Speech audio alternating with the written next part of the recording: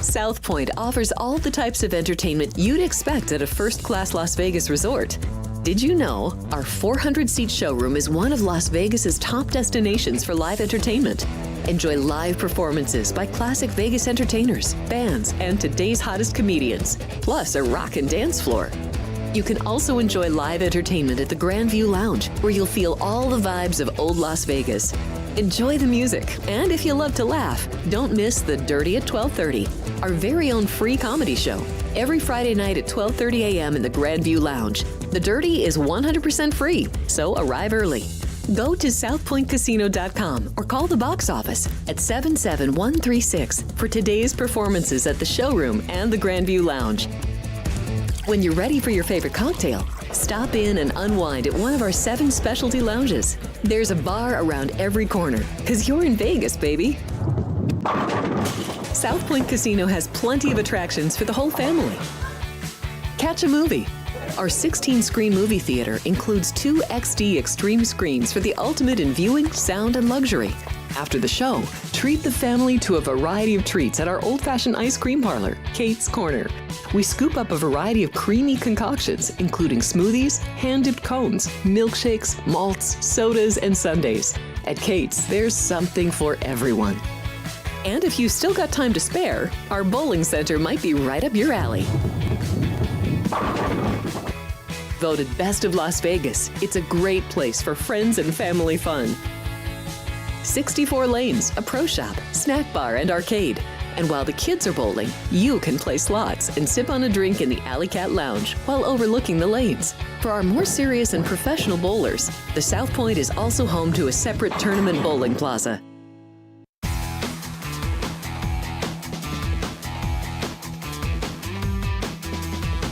Good morning. Welcome in. It is Sports by the Book here at the South Point studio. I'm Jeff Parles. Thrilled to be with you as always. Big Friday here. Next to last Friday of February already. Well, where's time going? What's happening here? And we're almost at the end of February. It's going to be March Madness, and NCAA tournament will be all watching games a month from now, having a good time upstairs at the best party in Las Vegas for the NCAA tournament. Getting closer, guys. Getting significantly closer.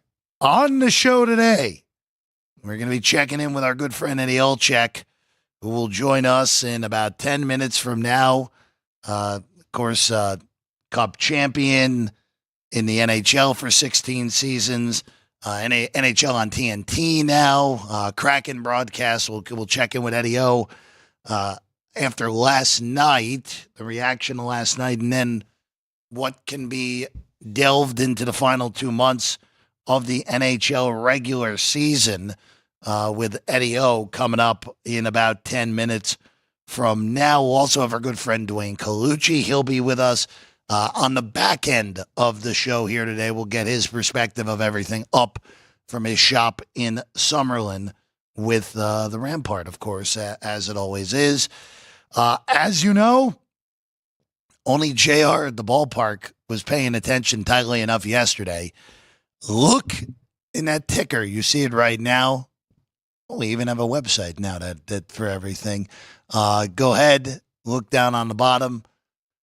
There's a lot going on, and I'm actually talking about it as it's about to go across the screen. So pay attention.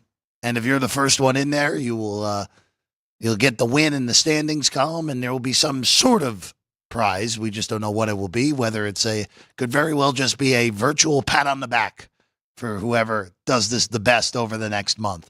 So be on the lookout for that. If also, by the way, if you have any problems with any of the questions that are asked, I kind of gave it away, but it's okay. Direct all complaints to Vince. That's all I'll say. Direct all complaints to Vince. I do not make the questions. Vince does a great job making the questions, finding the questions, whatever way we want to put it. But if you have a problem with any of the questions, if you claim, oh, that's not right, even though we double-checked, fact-checked it, we're all good. So we'll be on the lookout for that, to say the very least. So get those answers in. Get those answers in quicker rather than later. JR was the only one who got it yesterday, right? See, JR is the only one who was fully paying attention. Joey B was just out there making lines about things that won't happen. So sorry, Joe B. We love you here at the studio. All right. Let's go to what happened yesterday. And we start in Boston with, of course, the biggest matchup, as we all expected. What ended up being more than just an exhibition for a multitude of reasons. Canada, in overtime, defeats the United States 3-2. Connor McDavid left all alone in the slot. Buries it home early in overtime, and Canada wins the championship 3-2. Favored here at the South Point closing-wise. Most books had this as a flip. But Connor McDavid, again, it was the night for the stars for the Canadians, as it was McDavid and McKinnon who had the first and the last goals of this game as they beat Team USA 3-2. Game goes under. And again, who knows when we'll see this again. But we do know that the NHLers will be back in Northern Italy next year for the Winter Olympics, which will make for an amazing Winter Olympic tournament up there in the Torino area, the Torino and Milan area, I should say, the Milan area, I should say, for next year's Winter Olympics in Northern Italy. In the NBA, boy, we rarely do NBA on this thing, but here you go. The Celtics last night, they just hammered the 76ers as the second, quote-unquote, second half of the season gets going. 124-104. The Celtics beat the Sixers here. And again, Boston 40-16 on the year. They cover 7.5-point favorites with ease.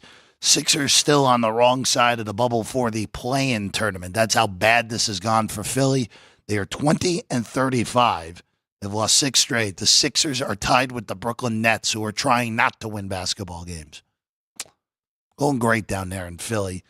I just don't get why Embiid is even still playing. Clearly doesn't want to be out there. He's clearly not healthy on top of it. Paul George has been awful, but just a disastrous year all the way around for the Philadelphia 76ers. And the Celtics, that was the most noteworthy result of the NBA schedule a night ago.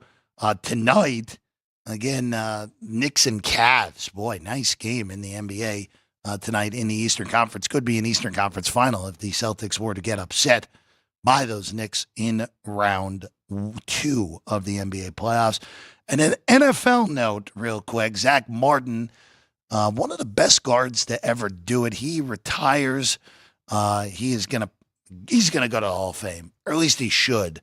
Maybe there's a question of longevity for Zach Martin. He only ended up playing 10 seasons, but the best guard in the NFL for a good time running here, and he should be heading off to Canton 5 years from now. Again, the injury-riddled season a year ago.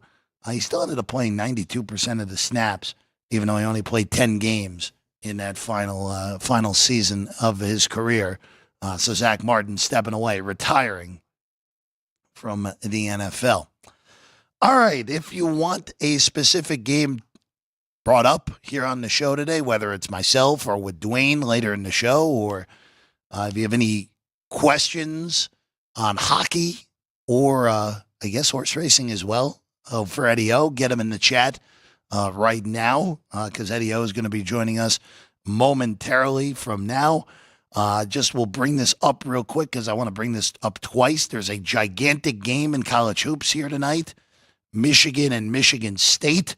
The winner will be in first place by themselves in the Big Ten. They have not met yet this year. This is the first of 2 meetings here in the last 3 weeks of the season. This one's in Ann Arbor tonight. Michigan is a 3-point favorite in this game against Michigan State. Actually, just moved back up the ladder to 3.5. 151 is your total here. I will just tell you this. To me, these are the 2 best. These are 2 of the 3 best teams in the conference. I actually have Wisconsin rated as the top team in the conference at the moment. Michigan is a little more consistent, just because I think their offense is a little more consistent than Michigan State's. this is a home court matters game for me. I understand the movement, be very cautious of it now that it is north of 3.5 of this one. We will break it down further when we get later in the show. Duane Colucci will join us a little bit later, talk college hoops. We'll talk everything with Duane.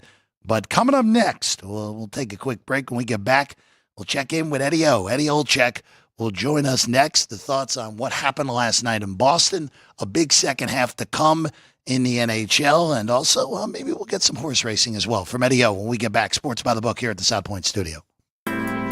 We have 11 amazing restaurants featuring a wide variety for every price range and appetite. South Point's Garden Buffet has something for everyone at unbeatable prices. Or, if hunger strikes in the middle of the night, join us at Coronado Cafe. The American menu offers breakfast, lunch, or dinner 24 hours a day, plus a Chinese kitchen for authentic Chinese dishes from 11 a.m. to 11 p.m. From steak and eggs to wonton soup, it's fast and friendly service 24/7. When you need a quick pick-me-up, you can find it at our state-of-the-art Starbucks just inside the main South Point entrance. Order ahead with the Starbucks app for easy mobile order pickups. Or enjoy your favorites in the relaxing dining area anytime, day or night. If you love Mexican food, Baja Miguel's has all of your south-of-the-border favorites. There are dozens of classics to choose from, like fajitas, ceviche, chimichangas, tacos, and more. And for spirit lovers, Baja's colorful non-smoking tequila bar is right outside.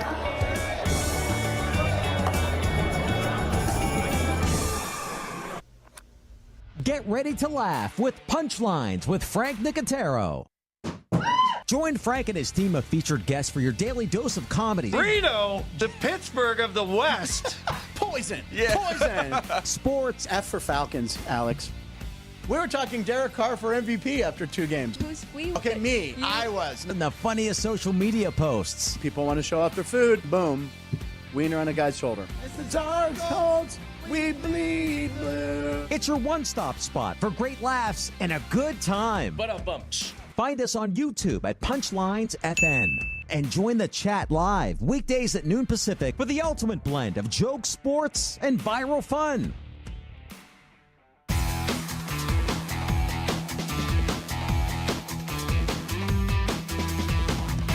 Welcome back in. It is Sports by the Book here on a Friday morning here at the South Point, of course, tip of the strip here in Las Vegas.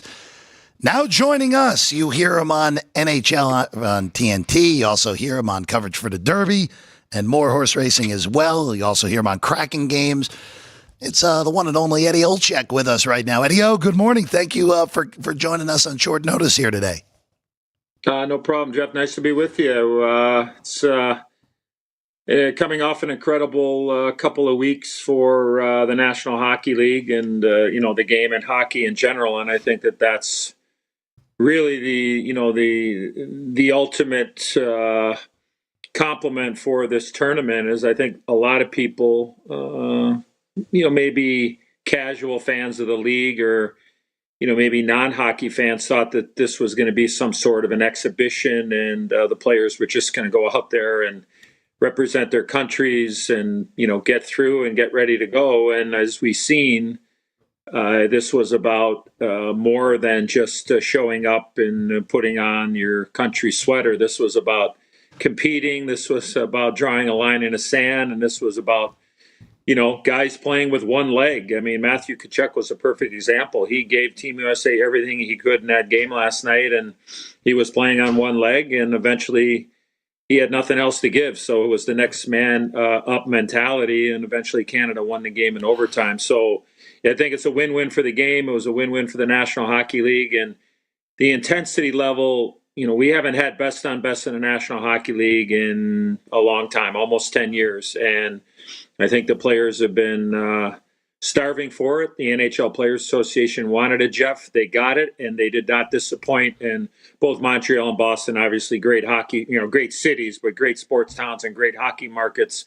They really, the fans came in and supported it. And the TV numbers, obviously, were off the charts. I was there with TNT on Monday night in Boston, and in the afternoon we did the doubleheader. And it was just a lot of excitement, and people were really looking forward to a possible, Canada-U.S. matchup, and that's what we got last night. Well, and we got what was an incredible Game 7 level hockey game last night where, look, in the end, it was just one defensive breakdown in overtime where the best goal scorer in hockey gets loose and see you later. Yeah. And you know what, Eddie? I think if these two teams played 7 times, it would be 4-3 one way or another. And last night, and really the first game proved that, and Canada just happened to win the one that was the championship game. Yeah, I mean, this is it's a flip of a coin. I mean, I had, probably, not that I have 200 friends, but I had about 200 phone calls yesterday of people going, "What do you think? What do you think?" People looking to get their feet wet. And I think when I looked at it going in, Jeff, full disclosure, I just thought with no Charlie McAvoy for Team USA, who was an absolute beast in that preliminary game against Canada last Saturday in Montreal, and no Cale Makar in that first game between Canada and US, and then Cale Makar coming back and playing, I just kind of thought that, that was one of those swings in games, and happened to be the championship, where the weight of the teeter-totter was favoring Team Canada. And look, full disclosure, I'm a Chicago born and bred kid. I played in the Olympics back in 1984 for Team USA. I played in the Canada Cups, which very similar to what we just saw the last couple of weeks of the 4Nations face-off. I played in 84, 87, and 91. And then I played in, I think, 3 world championships for Team USA. So I wanted our country to win. I wanted the bragging rights, because just to give people a little insight here, Canada has always been our arch rival when it comes to hockey. It always has been. It always will be. That's not the case with our friends north of the border. Their biggest rival has always been the Russians. And now, look, in order to have a rivalry, I understand this.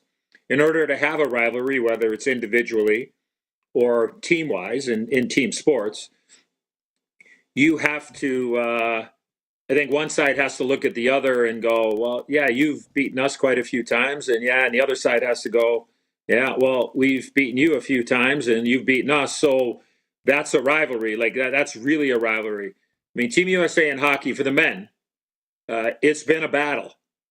But I think I want to say that over the years, I think the lack of respect for American-born players and American-born hockey, the margin has gotten smaller.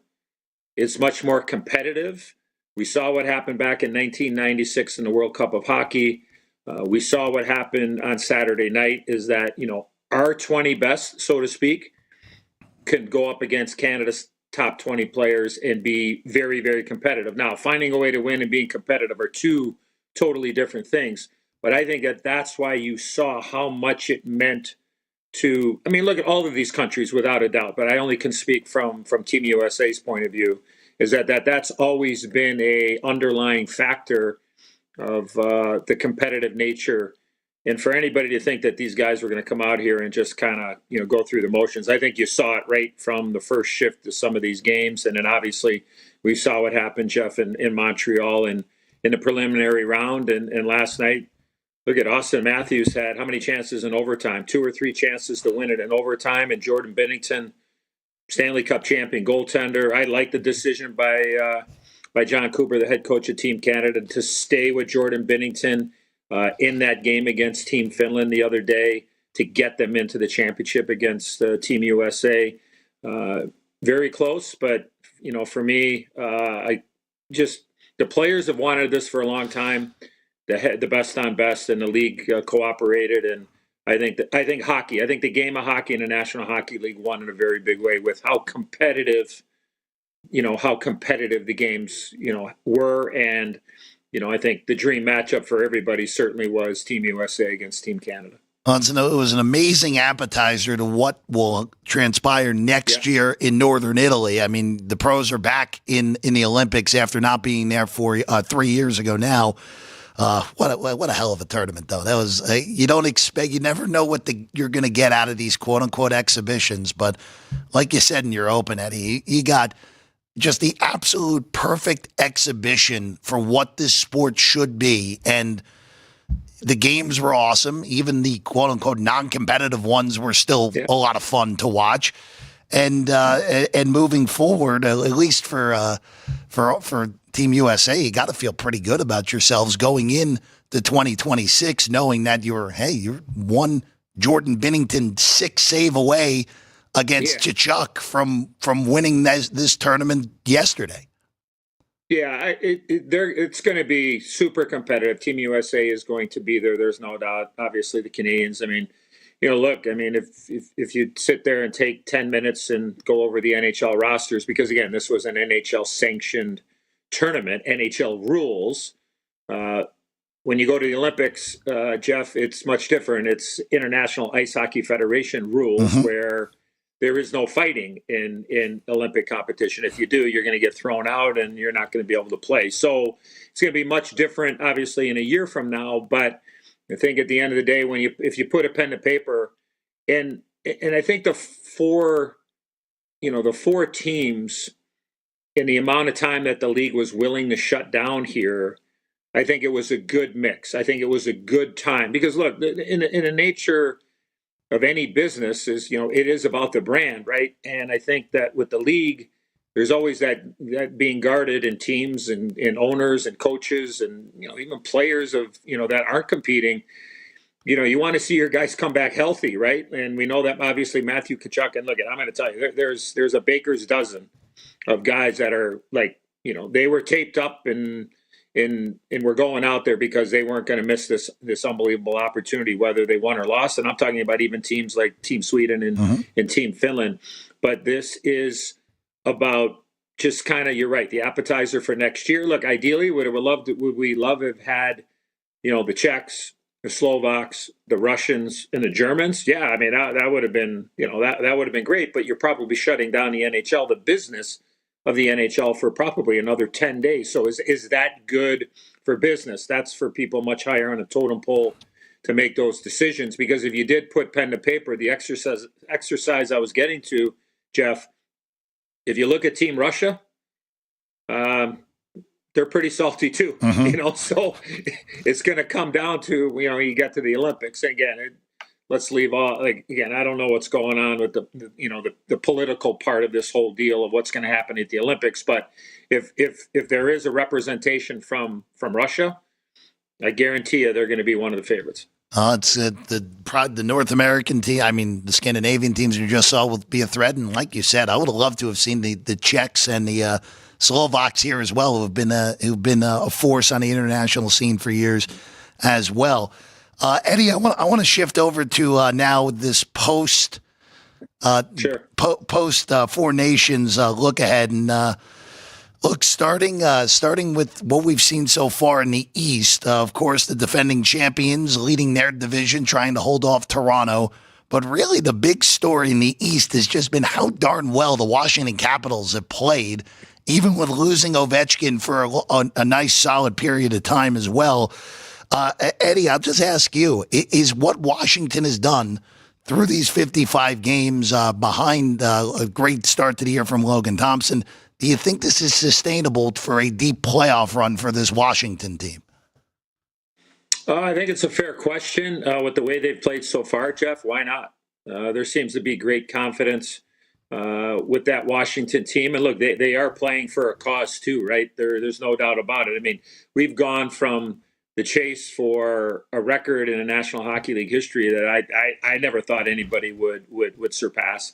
And here Alexander Ovechkin is within arm's reach now of Wayne Gretzky's goal record and the most goals scored in the NHL history. And this couple of weeks off, how does that look at? There are going to be teams, Jeff, that are going to, this pause in the NHL regular season is going to affect some teams in a negative way. And it's going to affect some teams in a real positive way. And it's no different than the individuals who, maybe you had guys on heaters like Alexander Ovechkin. Now all of a sudden he hasn't, he's gotten rest, But again, you're going away for a couple of weeks, and what could end up happening. So I think that is the unknown. And by the way, they playing that game last night in Boston.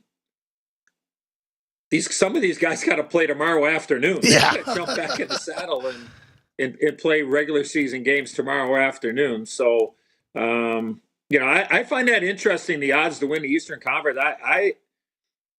I'm hearing that the Carolina Hurricanes are actively listening to pursuers for Mikko Rantanen because it doesn't sound like he wants to stay in Carolina. So I find that hard to believe that Carolina is the favorite to win the Eastern Conference. I would disagree with that 100%.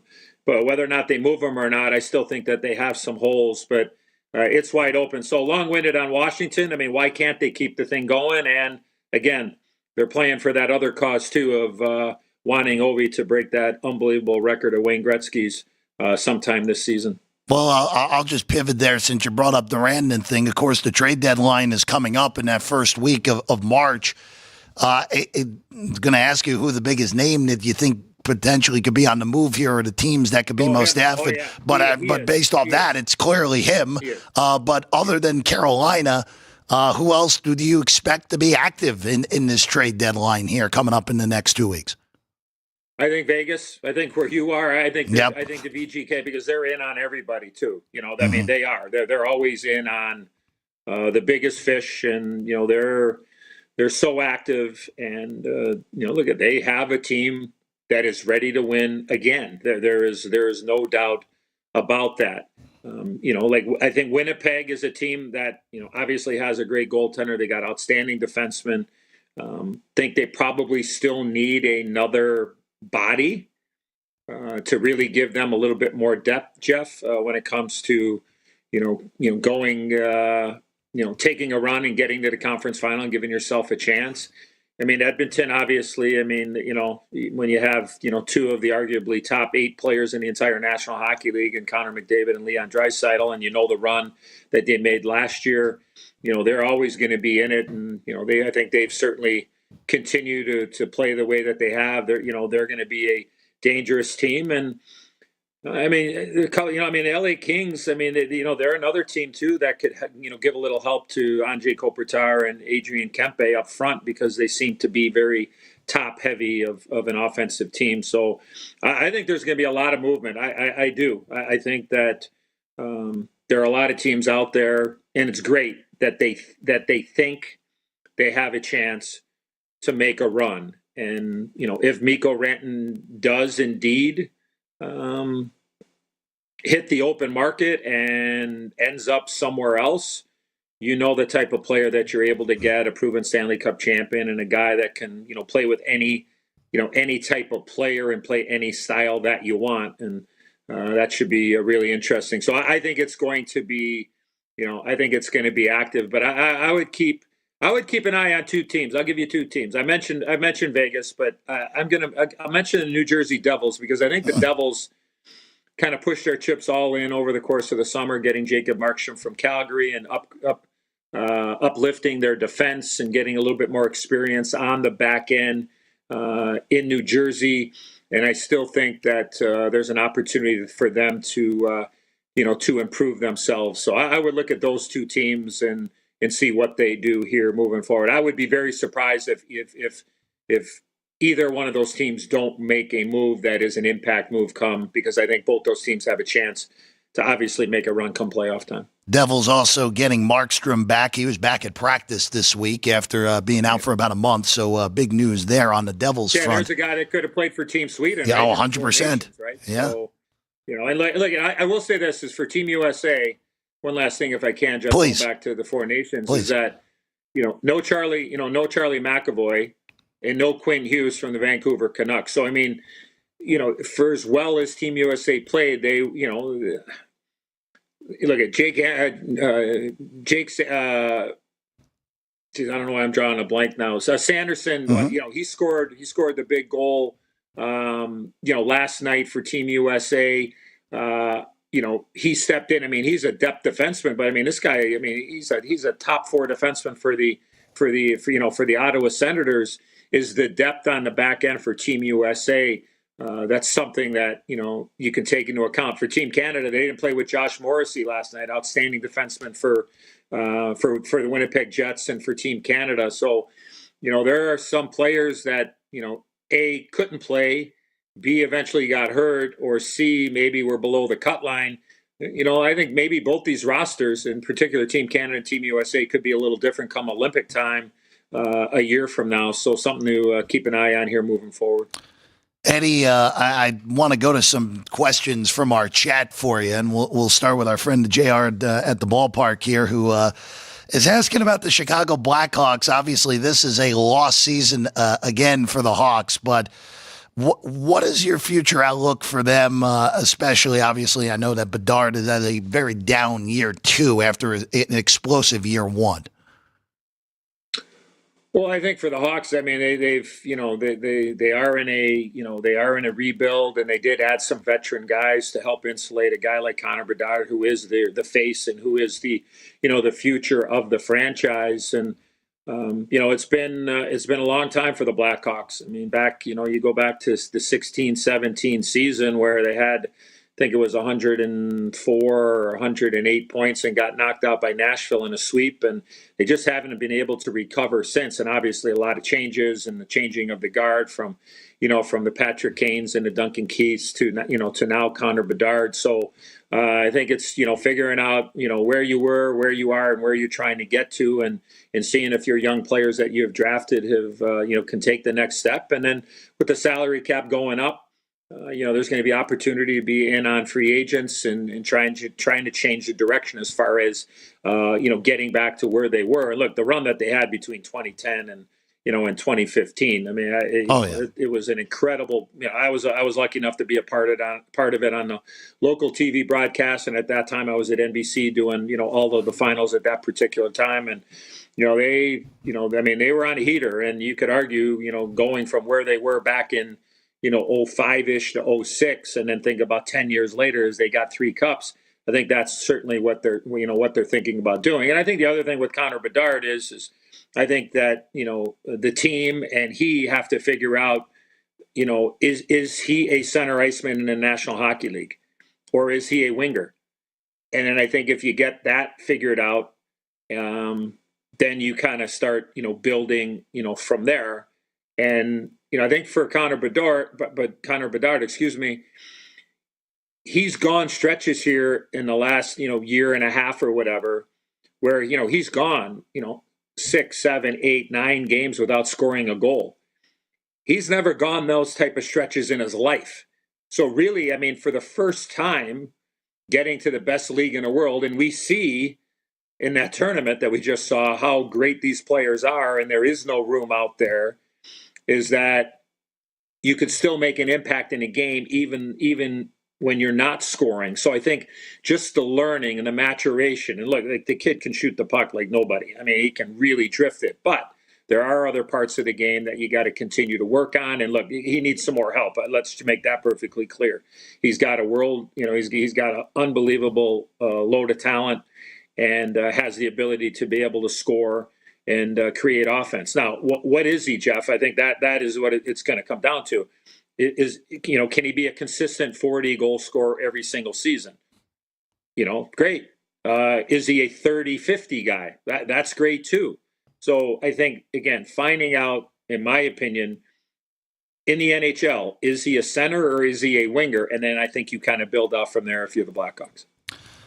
Eddie, I want to shift over real quick to some horse racing before we let you go, because the horse racing has been requested as much as hockey questions in the chat here today.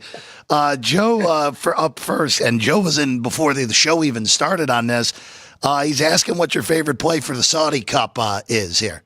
With the races I've played over in Saudi for a lot of these years, it just seems that horses that have the ability to be able to close in the last, I'll say, 3/8 of a mile, because I think the Saudi Cup is a mile and an eighth, I believe. But I think the one horse that has the the strongest closing kick and hoping for, better than the morning line odds. I think 3.5 to 1 would be Forever Young, who we saw in the Breeders' Cup Classic and, has come over stateside and run a few times. I think there's, just taking a quick look at it the other day, there is a lot of, I think there is a lot of speed in that race. So I'm looking for a horse that can pick him up and lay him down, so to speak, in the middle of the track. And would I take 2 to 1? Yeah, I probably would. So anything lower than that, I probably might back off a little bit. But if I can get 2 to 1 or 9 to 5, I would probably be going in with both hands on Forever Young. And then the other question in the chat on horse racing, Eddie, was from Dean, who's asking about the Rebel Stakes that coming up this weekend on the road to the Kentucky Derby, which, hey, don't blink now. The Kentucky Derby's 2 months and a week and just over a week away at this point. Yeah, in fairness, once I saw that Oak Lawn push back the races this weekend because of the weather that they've had there, and in my hockey schedule this weekend, that kind of threw me for a loop as far as my prep and my studying, so to speak. So what I might do is I can maybe fire off a little info to my pal there, Ryan, and I can let him know kind of what I'm leaning towards a little bit later, and then you can let your viewers and listeners know. I'm going to Pittsburgh for the NHL on TNT on Sunday, which is a day the Rebel is running, and the Rebel was supposed to be Saturday, but because of the weather, so I'll be there for TNT when the Rangers take on the Penguins. But I do want to say I'm going to Pittsburgh a little bit earlier, and they have a game tomorrow against the Washington Capitals, and they will be honoring my late TV partner, the great Mike Lang, who just passed away, who did the Pittsburgh Penguins on television and radio for 46 years. The Sacramento, California native found his way to Pittsburgh and has been the voice and the face of the Pittsburgh Penguins for so many years. And we lost Mikey the other day, and he was my first TV partner when I got into broadcasting back in 2000 to 2003. And they're going to have a ceremony and honoring him tomorrow before the Caps Penguins game. So I'm going to head in there and be a part of the festivities. And then I will be doing the game on Sunday on TNT. So if anybody is a Penguin fan out there, knows how much Mike Lang has meant to the city of Pittsburgh, the fabric of that city, and he loved that town, but he loved the Penguins even more. So my condolences to Mikey's family. And he was a great partner, Jeff. He mentored me as a young guy to just come out of the league as a player after 16 years in the NHL. And he allowed me to sit next to him in that chair. And I knew who he was, and I knew all of his sayings and catchphrases. And he is one of the best. He's a Hockey Hall of Famer for a reason. We're going to miss him, and he's been battling here, unfortunately, the last couple of years. And we're going to miss him. But I'm really looking forward to being back in the Berg tomorrow and honoring my longtime partner and somebody that is an icon and a legend in the city of Pittsburgh. And he will go down with legends like Bob Prince, who was there for the Pirates for so many years. And I just wanted to let everybody out there know that our condolences to the Penguin family and all those Penguin fans out there. And we're going to miss Mikey a lot. Our native Pittsburghers here at the studio, Chris and Frank Nicotero, who you've been on with in the past. Frank talked about how he knew him pretty well as well when Frank was still living in Pittsburgh. Just to echo everything you say, Eddie, and he was one of the best. He was one of the best, and loved, even not being from Pittsburgh myself. Heard plenty of his calls through the years, and it was incredible to hear all the way through. I sat next to him for 3 years, and having been a fan of his and watching Penguin games for a long, long time, and obviously playing in the league. And I went to Pittsburgh as a player in the late ¡90s, and that's how I got a chance to really get to know Mikey. And then I came back, a couple of years later, and it just, I'm glad he's not. I'm glad he's not hurting anymore, but, when I got the call the other night, it was crushed. He was a tremendous friend and, like I said, a mentor to me to help me, become the broadcaster that I am. And I've been very lucky to be working with some of the best that have ever done it in the National Hockey League. And Mikey was my first partner, and I'll be forever grateful for him for taking me under his wing and showing me the ropes. And, we had great chemistry, but we had a lot of fun. And that's the one thing I still miss to this day, Jeff, is that when we threw on those headsets in Pittsburgh, doing the Penguin games in the early 2000s for Fox Sports Pittsburgh, we were going to have fun. Regardless if the Penguins were winning, we were going to have fun. And hopefully that came across on the broadcast. Eddie, it's awesome to hear you say that about Mike. And Eddie, I appreciate you coming on today, short notice. Awesome discussion. I know we'll have you back soon. I know we'll have you for the Derby. We'll have you for the Stanley Cup playoffs and a lot more. Eddie Olczyk, everyone. You'll hear him. You said Sunday you'll be on Penguins and Rangers on TNT, correct? Sunday TNT. Yep. The Rangers will be in Pittsburgh. So, yeah, looking forward to getting back to the National Hockey League. It's hard to believe, like I said, those guys that played in that game last night are going to be playing tomorrow afternoon and tomorrow night. So we'll look forward to getting back in the saddle for the National Hockey League. And don't forget, the home of the Stanley Cup Finals this year Yep. is the NHL on TNT. Don't forget. We will not. Hopefully, at least for us here in town, here in Vegas, hopefully it's a return trip for you guys like 2 years ago when you're on the call for the Knights' first title against the Panthers 2 years ago. Eddie Olczyk, everyone. Eddie, thank you so much for joining us this morning. Thanks, Jeff. Appreciate it. Absolutely. Eddie Olczyk, everyone. Awesome to catch up with him. All right, we are going to take a quick break. When we get back, we're going to check in with our good friend up in Summerlin. Duane Colucci joins us next. We're going to cover a lot of things when we get back here on Sports by the Book. If you're celebrating a special occasion or just love fine dining, you're in the right place. Come experience the crown jewel of South Point restaurants, Michael's Gourmet Room. Welcome. With over 600 different types of wines and magnificent dishes prepared tableside, you'll revel in the rich classic Vegas decor and the best black tie service in the world. This intimate gourmet room has earned accolades galore. Come to Michael's Gourmet Room for an unforgettable dining experience. Another famous restaurant is the Silverado Steakhouse, where you'll find the charm and service that discerning patrons require. From top quality steaks and chops to fresh seafood and desserts, you'll love the award-winning wine list and menu at Silverado Steakhouse. Steak lovers have even more options with primarily prime rib. Catering to hearty appetites, the menu features a variety of flavorful prime rib cuts, dry-aged to ensure tenderness, and then seasoned and slowly roasted. Although prime rib is our specialty, it's not the only thing on the menu. There's something for everyone. And if you're craving a taste of Italy, come experience delicious Italian cuisine and the attentive service at Don Vito's. Our culinary team starts with the freshest ingredients and transforms them into traditional favorites. And don't forget Italian desserts. Don Vito's. Savor the taste of Italy. Finally, if sushi is more your style, join us at the popular Zenshin Asian restaurant and sushi bar, where we're serving up the freshest sashimi, nigiri, and sushi rolls. And beyond the sushi, an exciting contemporary Asian cuisine menu, plus a variety of specialty drinks, Japanese and domestic beer, wine, and sake. Balance your hunger with Zenshin.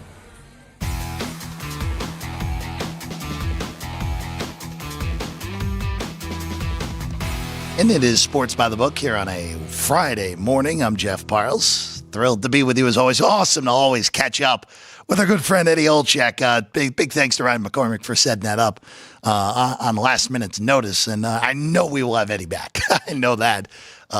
Horse racing, hockey, no one better. And now joining us, the best himself, our good friend Duane Colucci joins us right now. Up from the Rampart in Summerlin, Racing Sportsbook Director up there. Duane, how you doing today? It's good to see you as always.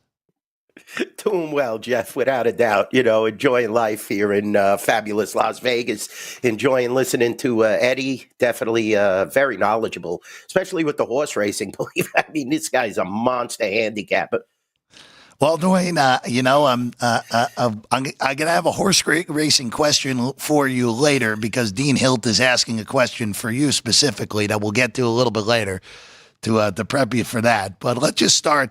I know we just talked a lot of NHL, but I want your thoughts because you're a big hockey guy, and we're now through the 4 Nations, which by every account, what a successful tournament it was. Great tournament.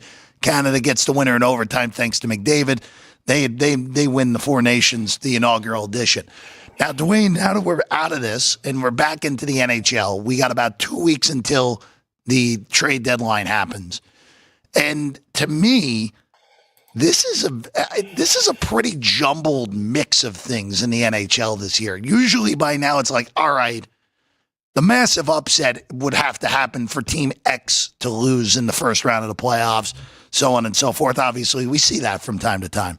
But even with Winnipeg, with right now on pace to win the President's Trophy, even with Washington on pace to get the 1 seed, I don't see the overtly powerful team in the NHL this year, which will likely make for an insanely good Stanley Cup playoffs this year, Duane.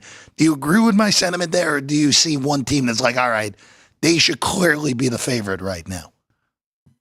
No, definitely. After the first half, you hit the nail on the head, Jeff. It's very difficult to handicap the NHL from a futures perspective just because of the fact you have so many different injuries. Injuries aren't disclosed the way they are in certain other sports. You know, you have the upper body injury, the lower body injury. You really don't know what's going on.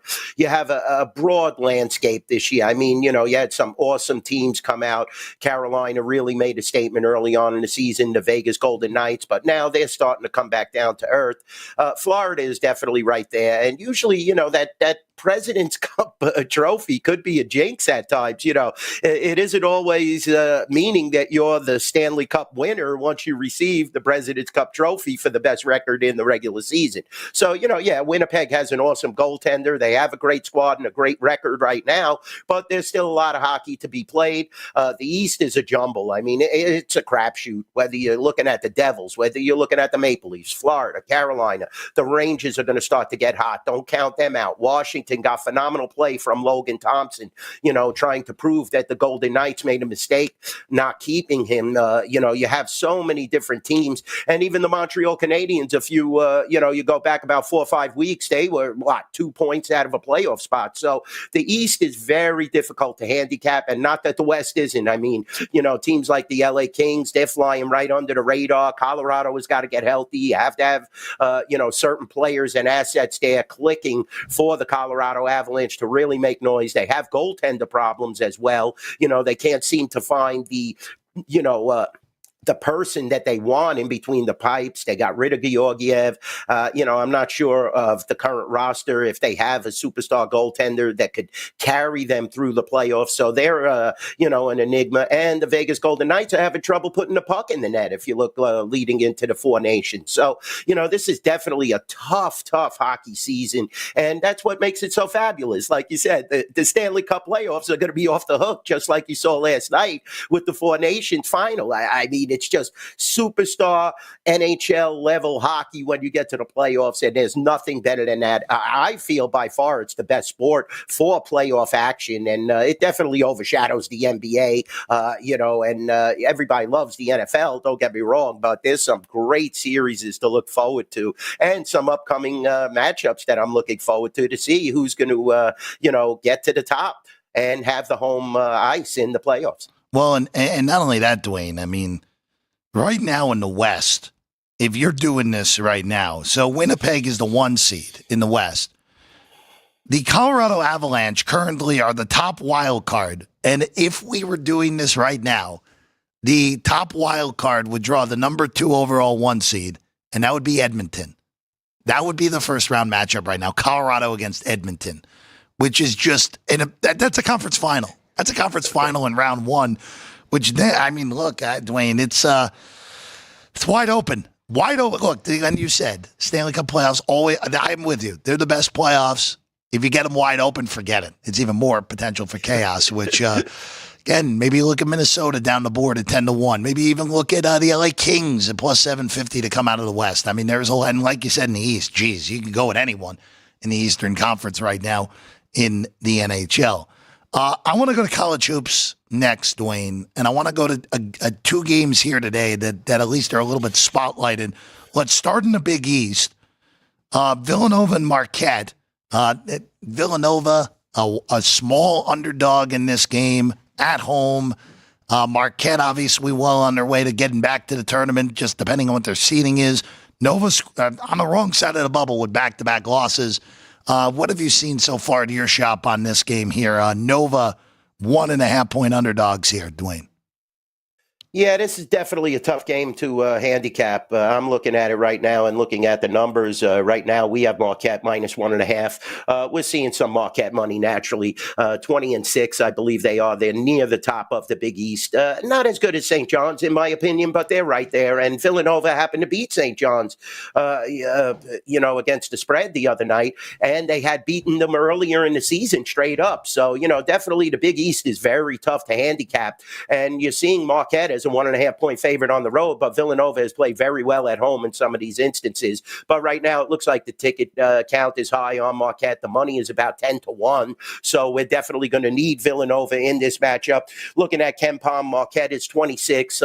Further down, like I said, St. John's is at a 16. So, definitely Marquette is one of the top teams in the Big East. And this is a big matchup for Villanova. They don't want to put themselves in the pressure situation of having to win the Big East tournament. If you could get a win against Marquette, you got to win against St. John's. You got a couple other wins down the stretch. You might be able to get a berth at large as opposed to winning the Big East tournament. So this is a very big game for Villanova, especially at home. Getting 1.5, that's, very important. And I think that Villanova has a slight chance in this game. That's why the line is so low, 20-6 against 15-12. Hey, Villanova, again, disappointing season, even with being pretty efficient on offense so far this year. Now the big game of the day, though. Big Ten first place on the line, Colucci, in Ann Arbor. First of two meetings between Michigan and Michigan State over the next 3 weeks to end the regular season. 3.5 now. They bet the Wolverines early here from 3 to 3.5, and the totals bounced all over the joint, as high as 152, as low as 150 in this game, Duane.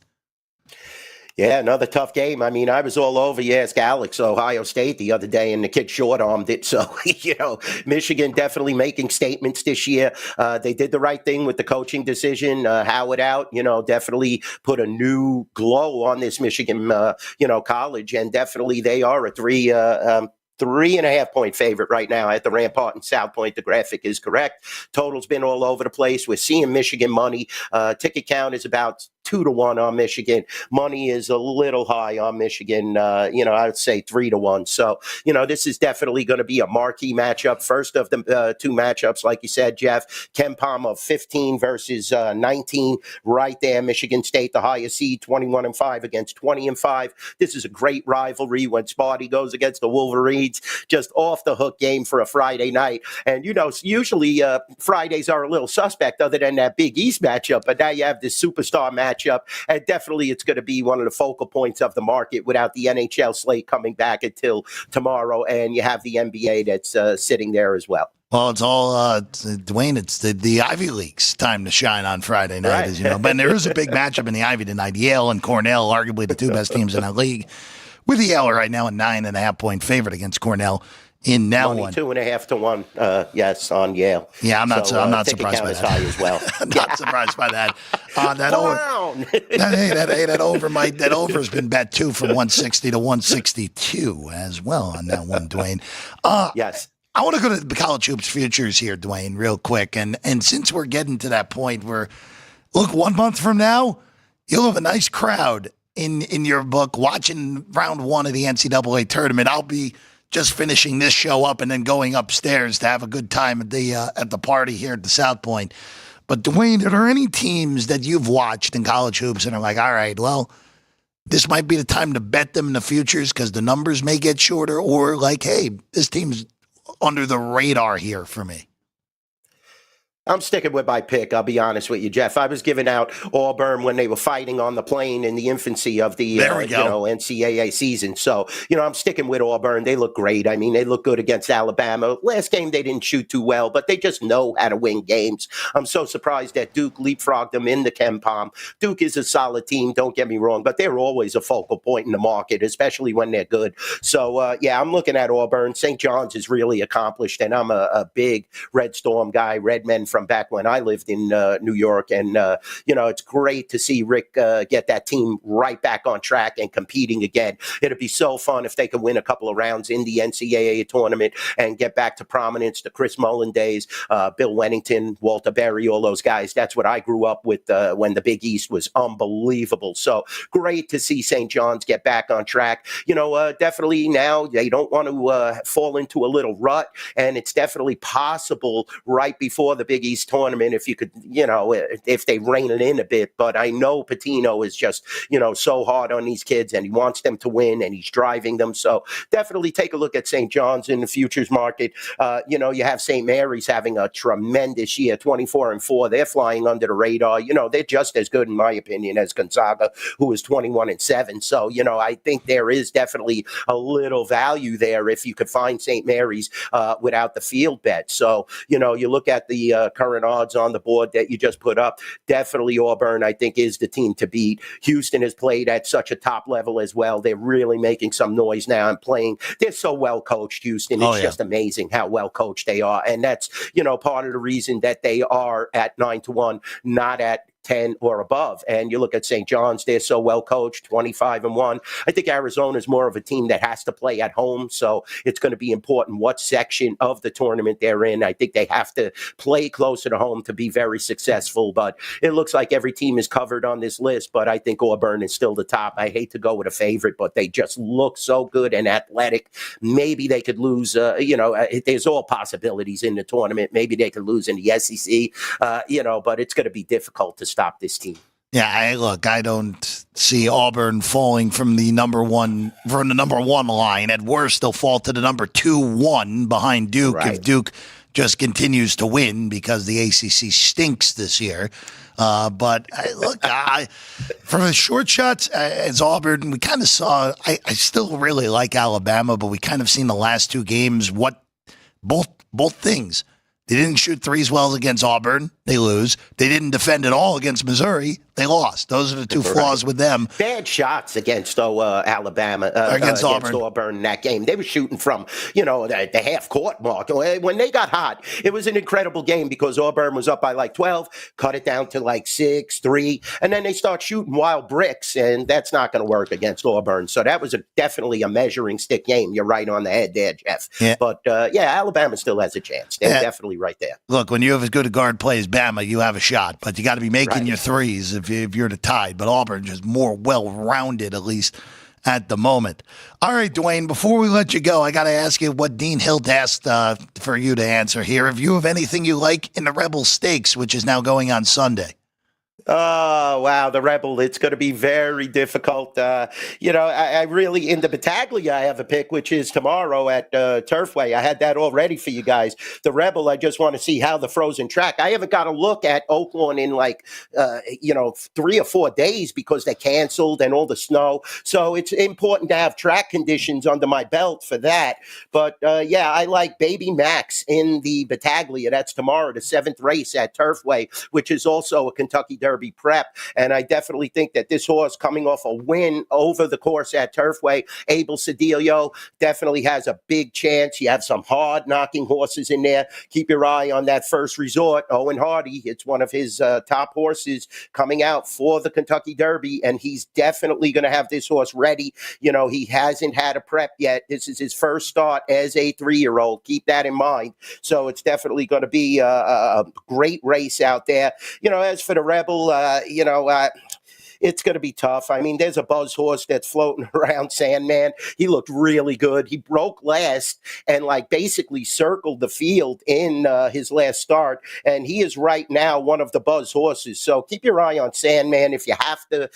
I want to see the track conditions, though, to answer that question. Also, you have Barnes there. You have Citizen Bull. You have all these different horses that have a chance. Sandman, Coal Battle. Oh, what a tough race. Speed King. I like Sandman slightly, but I want to see what the track conditions come up at Oaklawn. That's going to be very important. And to see the earlier races, to see if speed is holding, because Sandman has to break a little better. You don't want him circling the field and having to make up, 30 lengths like he did last time. It definitely takes a lot out of you. This is the road to the Kentucky Derby. It's very important to get these points to qualify. And you also naturally have a Bob Baffert horse that has a chance, so Matticat Road. It's going to be a difficult race, but I'm keeping my eye on Sandman, the buzz horse right now. I think he has an excellent chance. And also keep your eye on the McPeak and Brian Hernandez horse. That combination has been deadly the last, I got to say, 12 to 13 months. I mean, they've just done everything right. And a deadly combination, like I said, winning the Derby last year, the Oaks. It's just unbelievable. Duane, hope get at least one of those home this weekend. The run up to the Derby. We're only about 2 months away already. Jeez, this calendar just unbelievable. Quick. Almost there. That first Saturday in May as we get you ready. Will be plenty of coverage between Duane and Chris and Vinny and Ralph Sirocco for everything you need to know. Of course, Race Day Las Vegas gets going tomorrow morning as always at 7 a.m. Duane, pleasure, man. We will catch up again next week. Definitely, Jeff. Thanks for having me on. This is the best show, period, for sports betting, horse racing, everything. Don't listen to any of these other phony networks. This is it. South Point Studio, Sports by the Book. You got Mr. Parles here. Forget about it. There's nothing better. You know that. There's nothing better. I think that's Vinny's line, the forget about it one, but that's Duane Colucci, everyone. Thank you as always to our friend DC. You're the best, man. You know that. All right, before we get out of here today, I don't have any official plays for today. The only thing that almost made the board is Loyola Chicago as a 2-point underdog at home against Dayton. I just don't love the spot where Loyola is coming back from being on the road earlier this week, and now you get arguably the second or third best team in the league. Just a little bit of a tight spot. Wish I was getting closer to 4 with Loyola if I was going to hit that. Picker trivia. We have the official answer. Vince is not allowed on the air, so we can't go there for that. But so we have the question for everyone to see here. Which New York Ranger legend was one of the last goaltenders to play without a mask? Was the question here for today. And was JR the only one who answered again? Yeah. All right, so everyone's got to compete with JR, who's the only one who's actually doing this for now. His answer was Gump Worsley, which we will accept. We will accept Gump Worsley, but we will. The answer we were first looking for was Eddie Giacomin, of course, who's number one, is in the rafters up there at MSG. But those are the two that we're going to accept today. Eddie Giacomin and Gump Worsley. We will accept both and give 2 points now through 2 days for JR at the ballpark. Everyone else, we got to start answering the trivia question, guys. Be on the lookout for that. We'll make sure that we bring it up. This is weekdays only. This is going to be Monday through Friday here on the show. All right. That's all we got for you. Duane and Eddie O, thank you for hopping on. Jerry, Vince, Drew Dog, Sean, Ryan, and Frank's even here now as well. Thank you all. We're back on this channel at 2 o'clock. Remember, 2 today, 2 o'clock. Free Throw Friday. Chris Andrews, Vinny Magliulo, myself, Jimmy will even show up as well at 2 o'clock, 2 o'clock Pacific time today for 1 hour. So be on the lookout for that at 2. And if you miss it, you just get the replay. It's all good on that front. We'll see you next time. Sports by the Book here at the South Point.